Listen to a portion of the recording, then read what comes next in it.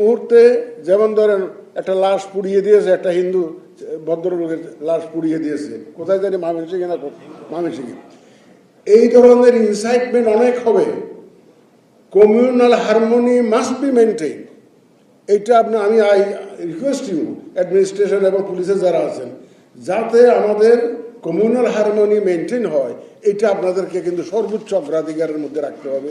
Minority community একটা অতীতে দেখা গেছে, আমার সাথে মাইনরিটি কমিউনিটি লিডাররা দেখা করেছিল, ইলেকশন কমিশনে দেখা করেছিল।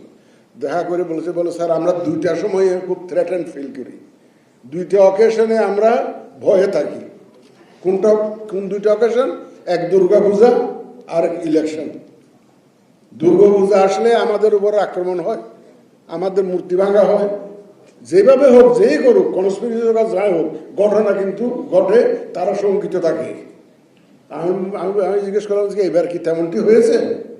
বলে এবারের মতো সুন্দর করে পূজা উদযাপন আমরা জীবনে করতে পারিনি, আমার দেখায় করতে পারিনি। এত সুন্দর করে আমরা এবার পূজা উদযাপন করেছি, কোনো রকমের কোনো ভায়োলেন্স হয় নাই, কোনো অসুবিধা হয় নাই। আমি বলছি ইলেকশনে ইনশাল্লাহ এরকম হবে, ইনশাল্লাহ ইলেকশনে এরকম হবে। কোনো মাইনরিটি কমিউনিটি যারা ভোট দিতে আসতে চান, তারা যাতে সেফলি আসতে পারে, শান্তিপূর্ণভাবে আসতে পারে, ভোটটা দিতে পারে, দিয়ে বাড়ি পর্যন্ত ফেরত যেতে পারে, এইটা, এবং শান্তিতে ঘুমাইতে পারে পরবর্তী দিনগুলো, তো সেই ব্যবস্থা আপনাদেরকে নিশ্চিত করতে হবে মাইনরিটি কমিউনিটির। এটাকে ভেরি ইম্পর্টেন্ট, ভেরি ক্রুশিয়াল কিন্তু। তো কারণ একটা তো পার করেছেন আপনারা, দুর্গাপূজাটা, এইটাও আপনাদেরকে পার করতে হবে।